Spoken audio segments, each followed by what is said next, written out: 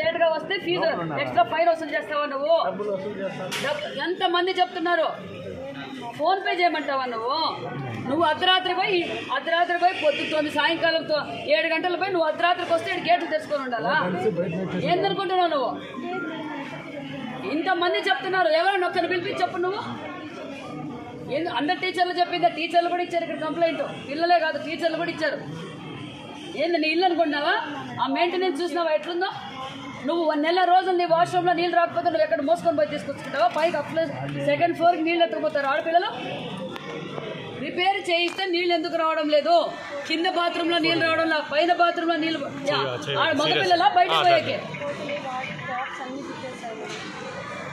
తిప్పేస్తారమ్మా. ఎన్ని రోజులు తిప్పుతావు? అవునమ్మా, నెల రోజుల నుంచి వాళ్ళ పిల్లలు ఎక్కడి నుంచి తీసుకురావాలి? చేయిస్తావు. చేయించినందుకు ఇట్లుంది నీ మెయింటెనెన్స్.